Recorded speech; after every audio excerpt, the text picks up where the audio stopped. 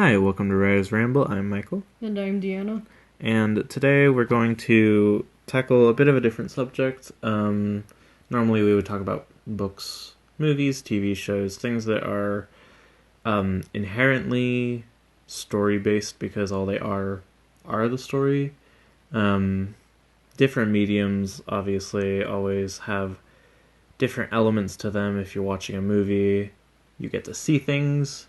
If you're reading a book, you have to imagine those things. So obviously there's like inherent differences, but today we're going to be talking about video games, which are kind of an entirely different beast altogether due to the nature of it being something that you interact with. So, you might notice in this channel, we're going to sometimes talk about the plots in video games because, believe it or not, video games have plots. Someone wrote it, someone made a story, and you play the character's story or whatever it may be.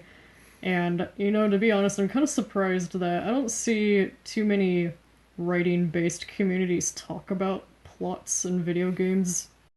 I'm surprised we don't see more overlapping with both the writing community and gaming community because they both have plots in common. Well, I mean, I would actually say that there are plenty of places where you can find analyses of video games which do cover the plots. They'll just also generally cover everything else in the game too, because it's hard in most cases to talk about a video game without talking about all of its elements. As a matter of fact, what I was going to say is even though I want to focus mainly on the plot, I do want to cover other elements of video games too more briefly when I do talk about them, simply because they're kind of inextricably linked sometimes. Gameplay affects story, and story affects gameplay, vice versa, etc., etc. So you might see sometimes where we'll review movies, shows, and in this case, occasionally video games as well. Right. So expect that in the future. If you have an interest in video games, movies, TV shows, books, audiobooks, radio dramas from the 1940s, literally any form of media, there's a chance we could cover it. I'm not saying we will, but we're not barring ourselves here, so uh, just expect anything that we want to put out because we're going to do that. And something that we both have in common, we're not only both readers and writers, but we're also gamers, and we spend a lot of time talking about video games and the plots behind them and character development. And honestly, there's been some games that I've played that had really great storylines to them, and I'm always kind of surprised that there aren't more readers and writers that are also gamers because, like I've mentioned, a lot of overlapping with characters and story development. I'd kind of say that games tend to overlap more commonly with movies, especially nowadays. Well, yeah, it's visual. But yeah, I mean, I see what you're saying. I see where you're coming from. But anyway, so the topic of today is a video game. If you couldn't tell by how much we've been setting it up so far, and it's a relatively new one. So spoiler warnings for the story of Metroid Dread, the newest 2D Metroid game, and also the first one to come out in 19 years. um, I love this game personally, and I've been the one playing it, so I'm not going to have as much to say about Metroid Dread just because I wasn't the one that was playing it. I was mostly working on other things while you were playing it in the same room. But so it'll mostly be Michael talking about Metroid Dread, and the most input I'll have is, ooh, she has pretty purple suit. Or I like this suit in particular, and that's about it. segueing off of that, I let's just start with the visual design. The game is gorgeous. It's the first Metroid game really in HD.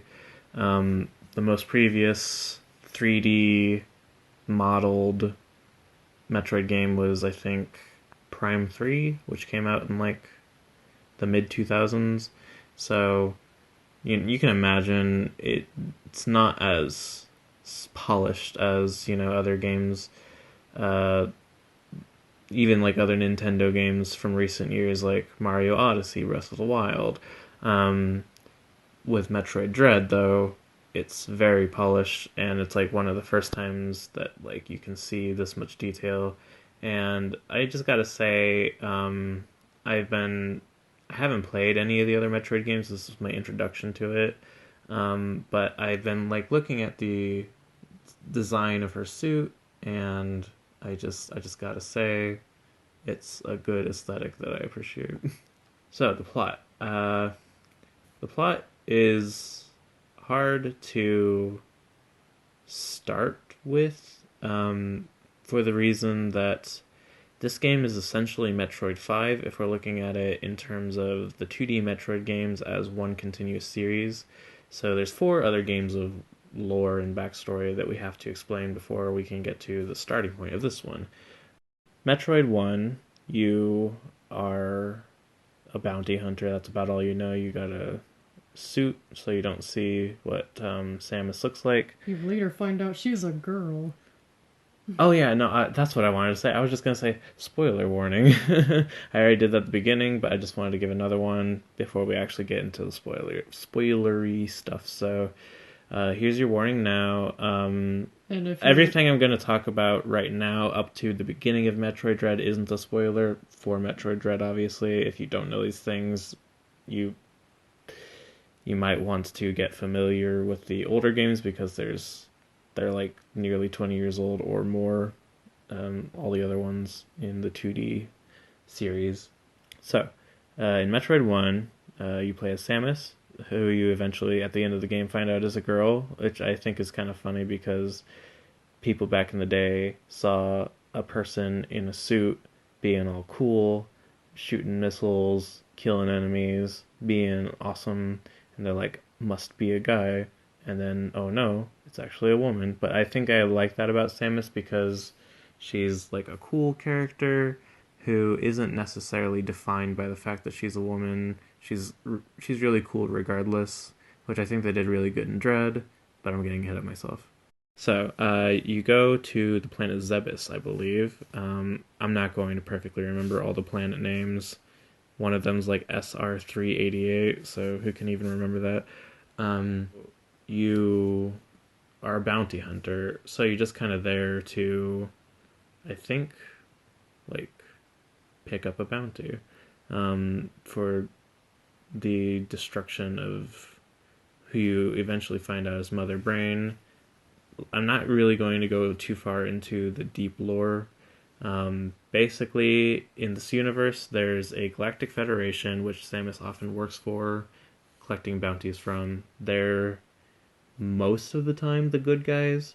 Then there are space pirates, which are almost, if not all the time, the bad guys. The leader of the space pirates, Ridley, is a giant space dragon who ate Samus's parents. So she's got kind of a vendetta. Speaking of Samus's parents, if we go back to the very beginning of her life, she was raised on a human colony up until she was like 6 or so. When it was attacked by space pirates, Ridley ate her parents. Very sad. Just rough, buddy. Yeah. The Chozo are a group of generally benevolent, advanced aliens that look like birds.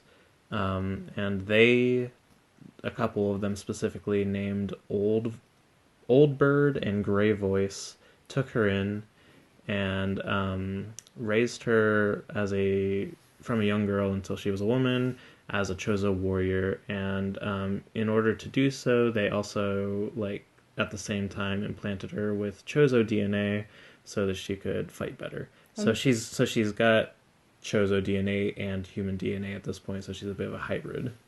I'm sorry, did you say Old Bird? His name is Old Bird, yes. I just love how creative the writers decided to be. And they're like, we're gonna call this one Old Bird for now, but they forgot to edit that out or something. Well, the main villain of Metroid Dread is called a Ravenbeak. You know, I weirdly respect that more. I don't know why. I think because Old Bird just sounds extra lazy. Like, oh, it's a bird man, old. Well, okay, so I kind of get it when I consider it in comparison to other Chozo names. For some reason, the naming convention amongst Chozos in the Metroid series is like an adjective and then like an item or a noun or something like that. So old bird, gray voice, white robe, raven beak. That's like all the four that I know, but they all have that naming convention for some reason. Small soup. Usually it would be related to the fact that they're a bird, I think. It could be I don't know, could be a race of small bowls of soups. Yeah, but those aren't Chozos. And Chozo is another name. It sounds like Chomo. Gotta make it sound so messed up. Anyways, go on. Okay, so over the course of several games, I know that I started to like recap Metroid 1, but I realized I didn't know nearly enough, so I'm kind of just going based off the synopsis and Dread. Sorry if it seems kind of like I'm just rambling, but that's what this is about. I love your review. Thank you. I'm very organized. If I had actually sat down and written a script, this would be better, but hey, here we are. We don't do that. Nah. So over the course of several games, Metroids, which the series is named after, are the main threat. They are an apex predator on certain planets, and they pose a threat to the galaxy because there's basically nothing that can stop them. And they can also suck the life out of like basically any living creature. So they're bad news. So Samus was sent to destroy all of them. And even though she intentionally went out of her way to save the last one that she found, that was like a little baby, and she thought it was helpless, it, due to events, died anyway. So Metroids, over the course of the games, eventually were believed to be completely extinct. With the extinction of the Metroids, a rise in the X-Parasite occurred, which they also existed on the same planet that the Metroids were from. The X-Parasite is a parasite, obviously. It attaches to your body. It like absorbs and clones your DNA and takes over your body. And also, if it has your DNA and your body doesn't exist anymore, it can just form to look like you. So they're very good mimics. If you've ever wanted a twin, there you go. Just give yourself to the X-Parasite. Your individuality and consciousness will be lost. Anything that makes you will be gone. They can even copy your memories, so yay. Can we make one so they can go to work for me? You will die, basically. You realize that, right? I don't know, it might make some things easier. Also, if you let one loose on this planet, here's another bit of lore about the X. If it gets loose, an entire planet within minutes will be lost because they copy themselves and spread that quickly among all living organisms. COVID is rough. And they're even worse because their intention, you discover throughout the games, is to find more and more powerful life forms and basically make a version of themselves that is a copy of the most powerful life form that they can find, which means that they are actively trying to be the strongest and most terrifying and biggest threat that they can be, which kind of sucks. Also, as a side note, anything that they copy, they become a stronger version of, so it's like they're just bad news. And the only thing that was really stopping them from becoming a planet-wide infectious issue on the planet that they're from was the Metroids. Now that they're gone, they were able to spread like wildfire. So, at one point in her travels, Samus thinks that she's able to destroy all of the X. Turns out, though at the beginning of Dread, that there was a video of one out in the wild on a planet called ZDR, and she's like, oh crap, this is going to be a big problem. I'm going to go take care of that, because if even one exists in the wild, out of containment, it can literally destroy an entire planet. And if it somehow gets off planet, that's even worse, because if it can travel the cosmos, there's nothing that's going to be able to stop it, let alone contain it. So she lands on planet ZDR. That's the beginning of Dread. I skipped something. At one point, during her encounters with the X-Parasite, she was actually infected. She almost got taken over, just like any other living organism was, except that as a last-ditch effort, so she was injected with Metroid DNA, which Metroids are the only things that are unable to be infected by the X, and they're the only known predators of the X, which means that instead of the X absorbing their DNA, the Metroids are actually able to absorb the X and use it to their advantage, which is kind of the only reason that the X was able to be stopped at all before the Metroids were gone, like I established earlier. So now that Samus has Metroid DNA, she's unable to be infected by it, making her the biggest threat to the X, meaning she's basically the only one that can stop them. And seeing as there was one alone in the wild, sent from a mysterious source on ZDR, Samus decided to investigate. So that's the beginning of Metroid Dread. Sorry, I went in kind of weird circular tangents about it, but I eventually got there. So You'd be a great history teacher. thanks. So she arrives on planet and immediately takes an elevator down to the lowest part of the planet that you can get to in the game, called Artaria, where you're immediately attacked by a Chozo, who she has thus far believed to be mainly benevolent and kind-hearted since she was raised by them. This one was not that. He immediately attacked her and actually won the fight. He got a good stranglehold on her neck. Her arms are not as long as his. She was unable to stop him from choking her into unconsciousness. Once she woke back up, she was still alive for some reason and stripped of all her powers. If you've ever played a Metroid game, this should sound familiar, since there's usually some plot convenience at the beginning of every single Metroid game where she loses all her powers and has to regain them. It's the same thing as other games that have this trope. I'm struggling to think of them, but it's a pretty common thing amongst games that require you to regain your abilities throughout the game, because otherwise you'd be too powerful. I'd say that it's usually a thing in Metroidvanias, which, funny enough, Metroid is one of the main influences on the Metroidvania subgenre. Believe it or not. No Mario. Not Mario. Shoot. Maybe a tiny bit of Zelda, but not Zelda either. So anyway, at that point, the game actually starts. The gameplay is exploring and, killing small enemies as you go along, just trying to generally survive and find your way back to your ship. And I should also mention, it was established earlier on, but it's kind of unrelated to the lore up to this point. The Federation sent 7 EMMI, EMMI. I can't remember what it stands for, but they're robots. And they are apparently mostly indestructible, and they were sent to try to find the X and contain it. Being robots, they're unable to be infected by the X. The Federation thought, cool, this will be perfect.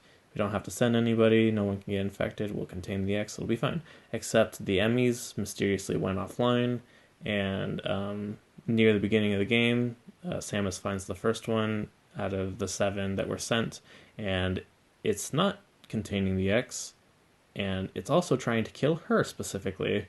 So something's up here. I'd just like to say, as someone who did not play the game, the Emmys are my favorites to watch you, my favorite enemy to watch you try to escape or just deal with, because they're terrifying. Yeah. Not that they look scary, but just if they look kind of scary. It's mostly how they move. Yeah, that's what I was gonna say. Yeah, and it's if they do get a hold of you, you're fucked.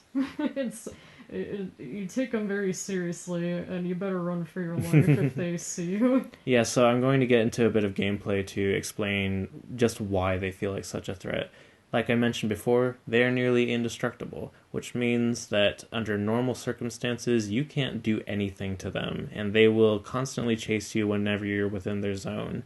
The game kind of has a half-baked explanation as to why they don't really leave their zone. I guess they just kind of have their hunting grounds and hope that a specimen comes that they're looking for.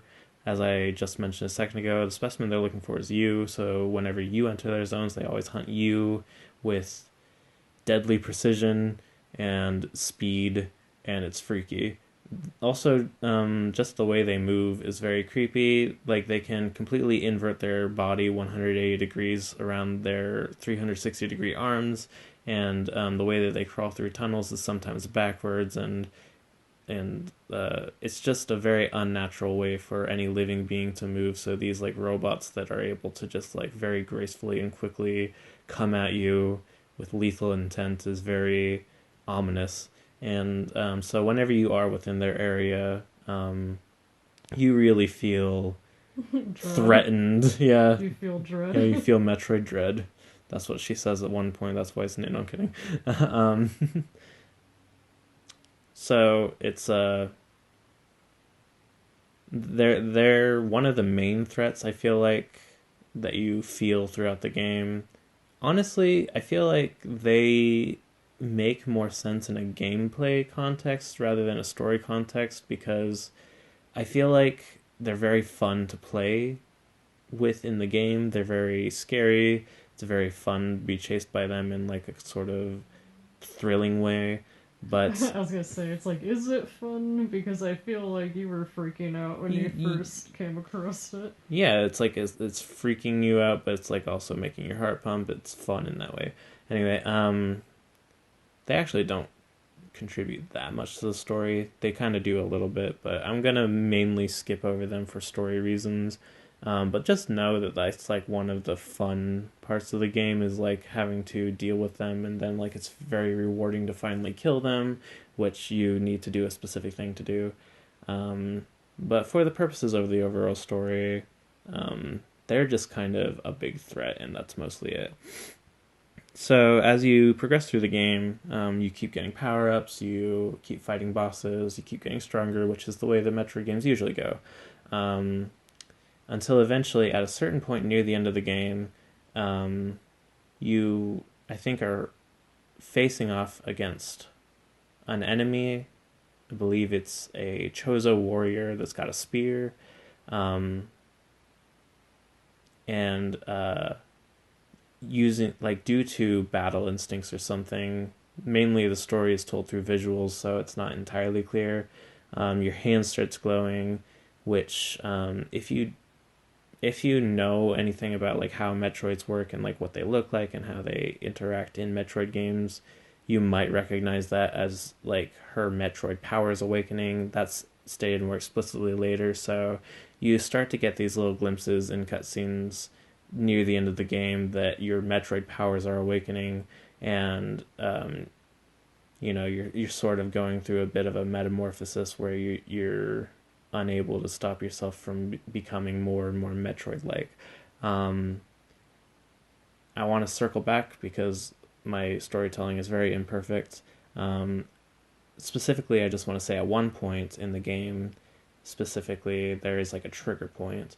You go to a certain area of the world, and unbeknownst to you, this is where the X was actually contained. The fact that it was contained is a bit suspicious because the video you saw looks like it was freely roaming. So the fact that they had all been contained in this area means that someone must have lured you here intentionally. For what purpose, we still don't know. But when you go to that area, unfortunately, all the X in that area are released, and now, like, at every single point in the game after that, every enemy you come across is an X parasite, actually. and it just looks like the enemies that you were fighting before. So within the span of you getting to that area and getting back out of that area, every single living being on the whole planet was infected by the X parasite. That's how deadly they are. I have a question. What's up? The X, it's like those cute little blob-looking things, right? Yep. They look so threatening. Like little... They don't look threatening until they absorb into your skin and take over your entire body. They sound like fun. Friendly. They just want a friend. She's actually an X in disguise, everyone run. So yeah, that was like a particular point in the story. I kind of skipped over it. I went more toward the end of the game, but I mean, it was kind of important. Basically, because the entire planet's been taken over, now more or less the only option that Samus has to ensure their eradication is to destroy the entire planet, which sounds really intense and like way too much. Like, oh, you really don't have to go through all that effort. But the thing is, this isn't even the first time that she's done this. This is like the third or fourth time she's done this, so it's actually more like a typical Tuesday for her, really. So, that's like where the stakes are at this point. That's kind of like the biggest threat anyway at this point, aside from the mysterious Chozo that attacked you at the beginning. There's also a bit with a character named Quiet Robe, who I'm gonna briefly touch on now. Basically, he's part of the Thoha tribe of Chozo, which are the ones that you're more familiar with, who are friendly to other alien species and want to help them thrive because Chozos are advanced. You find out from him that the main guy that you're going up against, named Ravenbeak, is from the Makan tribe. And so it turns out that Chozos initially were a more warrior-type race. And eventually, because of their advancements in science and stuff, they changed their ways, became more benevolent, and tried to spread across the galaxy, helping other nations and aliens and stuff like that to thrive, rather than being more warlike. But the Makan tribe never really changed their ways, and so they remained militaristic, and Ravenbeak is the leader of the Makan tribe, you find out, and his main goal is power over everything else. He wants to do anything he can to attain more power, and he's just kind of a bad dude. He even went so far as to kill all other Chozos in an act of, I guess, like making, like, consolidating his power in just himself. And that's mainly why apparently you don't see Chozos in much of the rest of the games, because the Makans killed them all. And the Makan homeworld is ZDR, which is the planet you're on. So it makes sense that you would be seeing more of them in this game versus not in many of the other games. So if I'm hearing you correctly, this guy's not someone you want to bring home to meet your parents. I don't know why you would even consider that. Is he the bird-looking dude? All the Chozos are bird-looking dudes. Probably can't even kiss them. Not without getting your face pecked off. Not fun. No. Okay, so now that that's been established, back to Samus's awakening Metroid powers. By the time that you're getting to the final boss, you have had several instances which you have genuinely sucked the whole life essence out of several X parasites, meaning you're getting really close to becoming a full-on Metroid at this point, which may not be the best thing, because Metroids were hunted to extinction because they were a big threat to the galaxy, right? So you get kind of a big info dump at the end of the game. It gives a couple little plot twists, so it doesn't feel like too much, and it's also not that long of a cutscene. So, but this is where you really get the big meat and potatoes of the story. So, this is all told to you by really most of the story is told to you through your AI companion, Adam. He mainly serves to inform you about like hints about what you should do, where to go, etc. But it turns out that Adam had secretly been Ravenbeak all along. You actually lost communication with Adam at the beginning of the game, and Ravenbeak had been guiding you through ZDR, actually helping you, and but you figure out why. It's because you have Metroid DNA within you, and Metroids are very powerful, except all of them are gone, except you, because you being Samus, she is the only one left who has Metroid DNA at all. And now that she's gone through all these hardships, all of this stuff has caused a metamorphosis within her, and she's going to become a full-on Metroid. And he wants to use that in order to create and clone an army of her in order to use this super powerful Metroid army to take over the galaxy. Pretty, pretty solid, sci-fi villain stuff to do. It seems like something Palpatine might do or something. Um, so he's a bad dude. I don't think I needed to say that again, but just in case you were wondering, yeah. Not boyfriend material. Not boyfriend material. So this unless you're into bad boys. But anyways. Obviously. So this kind of recontextualizes the beginning of the game where you get attacked by him. He, choked you into unconsciousness, but you didn't die, and that was because he actually let you live in order to strip you of your powers and put you on this, like, I guess it's almost like a test he put you through. A very long test. Basically, the whole game was this big long test that he set up for you in order to make these powers come to life so that he could use you. Because he basically had no other choice since you eradicated his only means of gaining a Metroid. And he also calls you his daughter, which people got really confused by. It's revealed by him that when you were given Chozo DNA as a kid, he was also there to give you some of his Makin DNA. Which I guess somehow differs from the Thoha DNA of the other Chozos.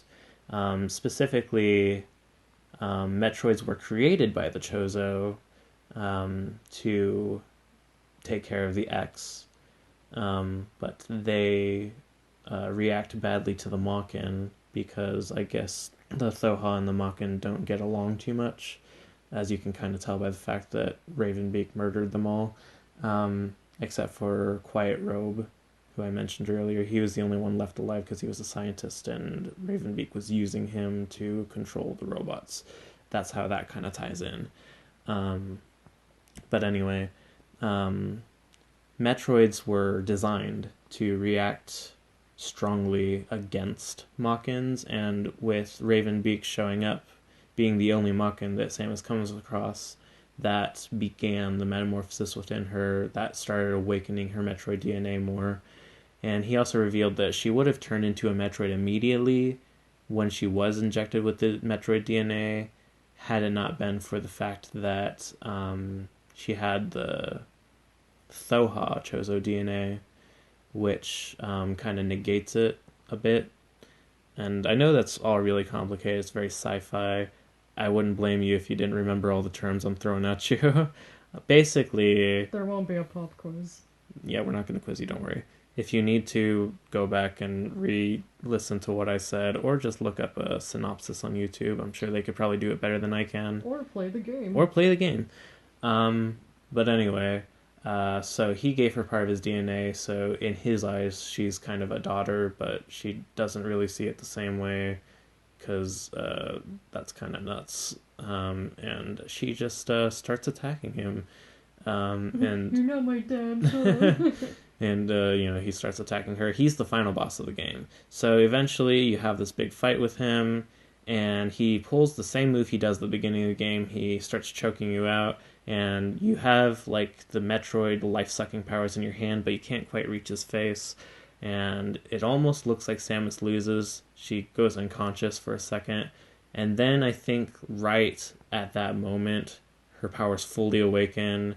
The entire suit that she's wearing changes to be more like organic looking. She looks like a Metroid, and she like grabs his face and just like absolutely starts like screaming, and like it's very intense, and like she's got a good grip on his face, and Ravenbeak is screaming and she's screaming, and like somehow at the same time she's pulling all the power out of the ship with her, and it's a very, I feel like, cathartic feeling scene, because like he's the reason that all this is happening, and it feels great to just like be able to go all out on him and just like destroy him. He's a really hard fight too, so to see her absolutely destroying him is kind of fun. So anyway, the ship crashes. Oh, by the way, you were in a ship in the sky. I know I didn't mention that, but you were. I thought we were inside Macy's. Walmart, actually. So Walmart crashes down to the planet, and so Ravenbeak doesn't have his armor anymore. You've stripped him of it when you grabbed his face, and because he's left unprotected, a stray X manages to come by and absorb him, and so now he's infected by the X. It also infected another boss that you fought earlier named Kraid. If you've played most other Metroid games, you would know who he is. I thought you said Craig. No, Kraid. It's a big, fat, kind of scary-looking boss monster.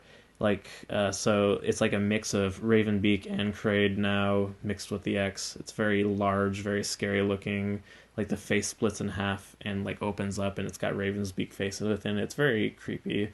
But like now Samus is a Metroid, and she has what's called the Hyper Beam, which is this just gigantic, super powerful looking beam, and she fires that at him for a couple seconds, eventually killing him. I wish that part was more playable, but it's more like a cutscene.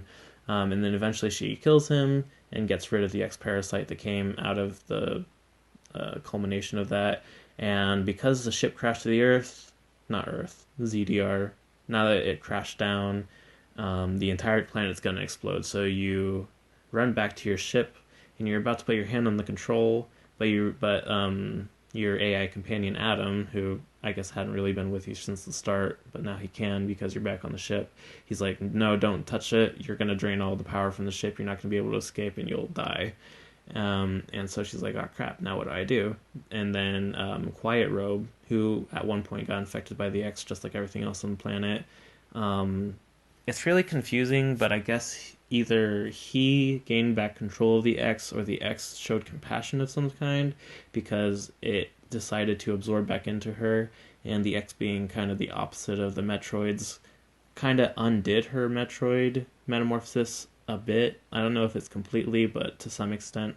So she goes back to normal, is able to fly her ship out of there, the planet explodes, and that's the end of the game. It's pretty sudden ending too. There's not like any extra credit scene or anything like that, but that was kind of the culmination of this 5-game saga.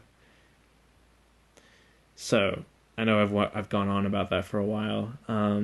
Personally, I think it's a very fun story. Like, it's got a lot of mystery to it, and like, I think that really the thing that shines the most here is Samus's personality, because she's always been characterized as a very self-reliant, strong woman who she can like overcome almost anything as long as she keeps her cool and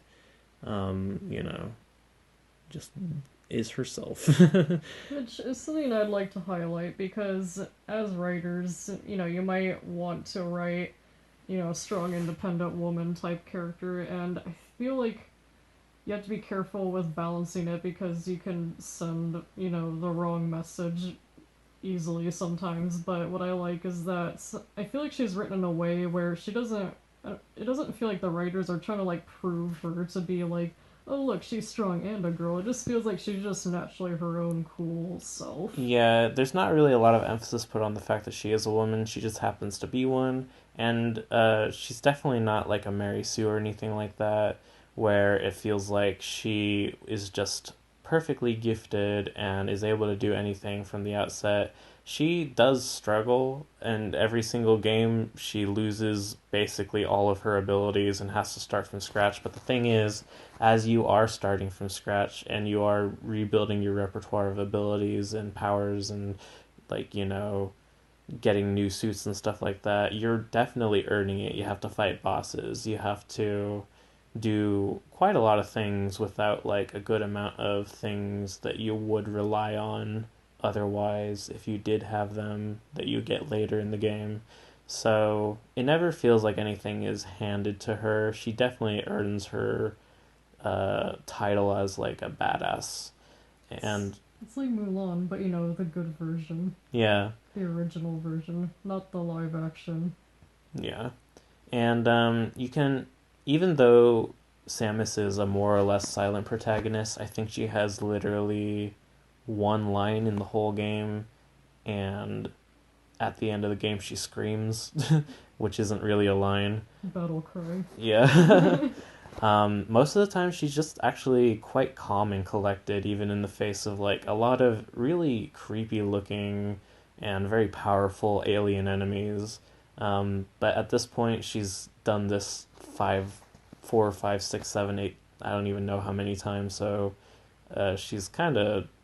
I almost feel like the way that she feels in this game, being the latest chronologically in the series, I wouldn't say is jaded, but it's definitely like used to it. Like like a typical Tuesday. Yeah, like I said, she's mostly silent, but her body language says a lot in the game. There's certain cutscenes where like you just fought a boss, and this is the ending cutscene to show that the boss has been defeated, and like it's sitting there, it's in a lot of pain. It's still like angry at you though. It's trying to kill you, and like I'm talking about like the first main alien boss that you fight. It like starts charging at you, but like before it gets to that point, you just see Samus in the background casually like strolling. She's got like a charge beam in her like little gun charging up. She just casually points it, shoots it. The thing comes running at her just as she expects it to. She hops through its tail and like does like a cool superhero landing, and it runs into like this thing behind her, and the like thing, it was like made out of rocks, it was like a statue, it comes crumbling down and like kills the boss, and she does it all gracefully without like even any hesitation. It's great. She just knows what she's doing at this point. And you just kind of get this vibe that she's not cocky. I wouldn't say she's cocky, but she's just a badass motherfucker. She's just experienced, and she's actually quite like calculating and ready for anything, even if she like sometimes has a more relaxed demeanor. I feel like she generally does if she feels she has a good bead on her enemy.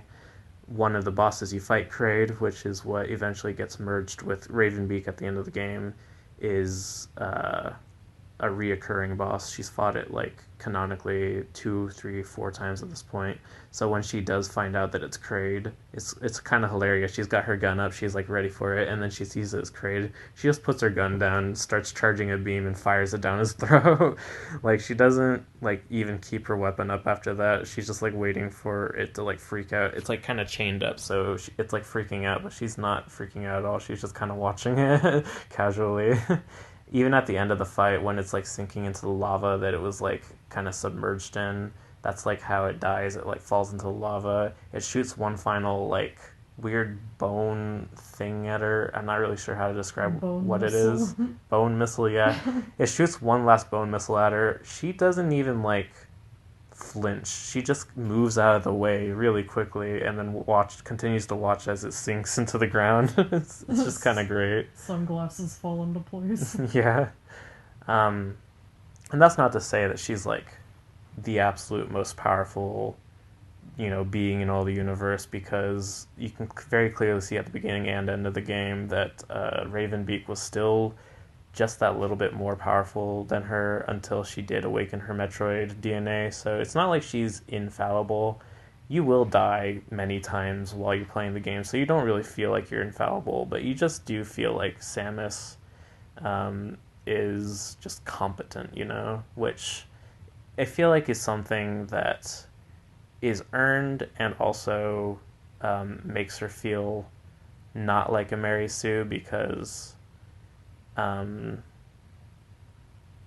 well, that's mainly because Mary Sue's, it feels like it's just given to them and it's not earned. Like they're just like magically good at everything, whereas in this Like, case, you feel like she has just gone through the time and effort to get to that point. Sorry, continue.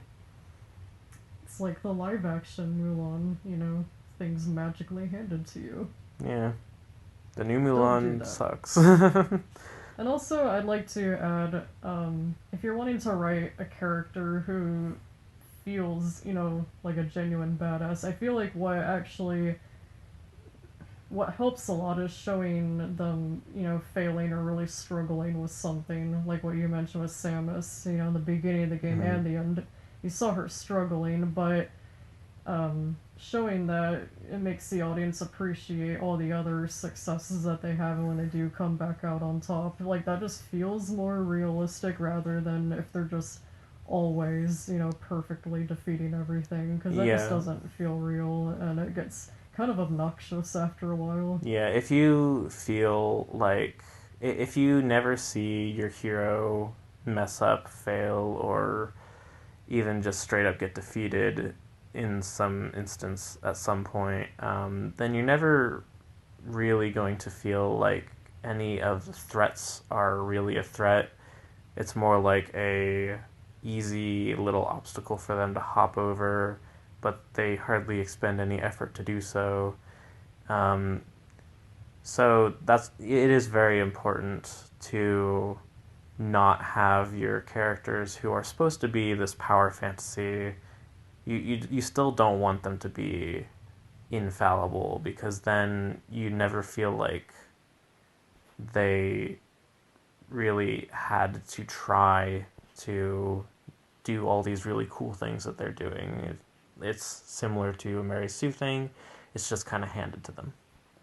I would also just like to add that I feel like a good thing to use as a reference if you're wanting to look for inspiration, because we both like looking at John Wick as an example because he's like a serious badass, but you also see him get hurt constantly, like throughout the movies. Like he gets seriously injured, but Oh he yeah, manages to, come walking out of really crazy situations, maybe limping, but he he still comes out on top. yeah. The Like, man gets shot, stabbed, uh, thrown off of buildings, gotten his finger chopped off at one point.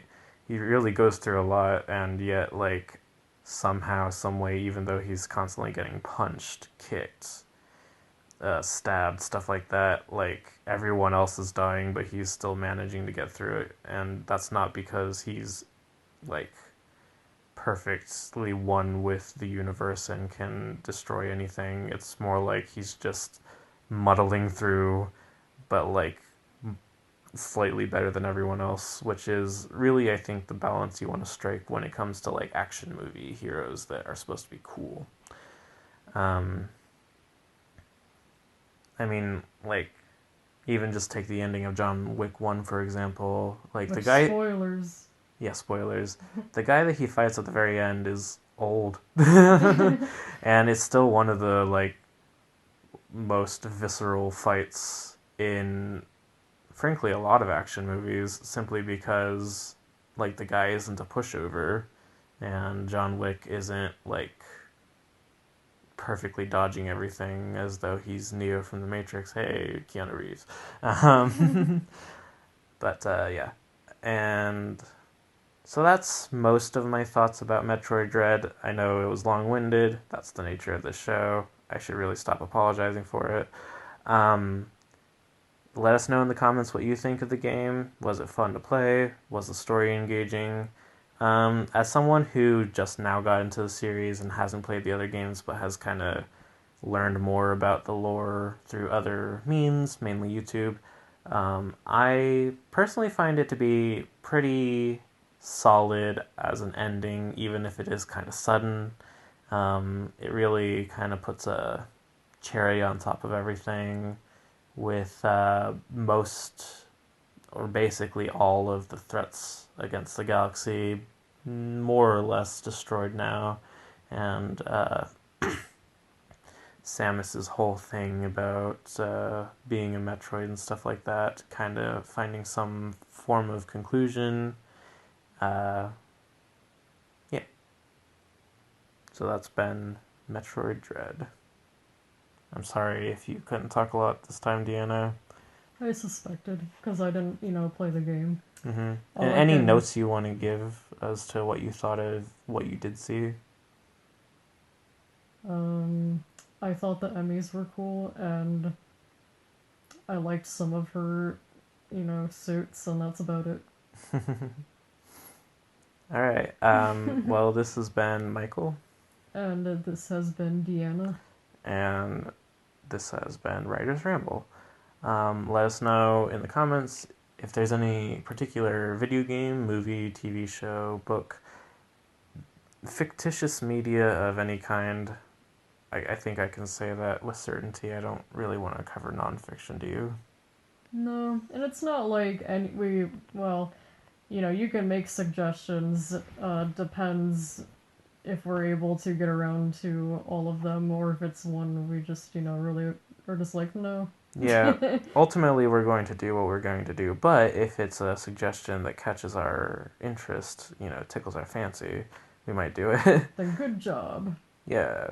So if you want to have something covered that like maybe you can't find covered elsewhere on YouTube, or it's just something that you find particularly interesting and want our opinion on it, feel free to comment it. And we will see you next time. Uh, I don't know what with. Maybe a story time, maybe another analysis. It'll be something. It'll be something. Bye. Bye.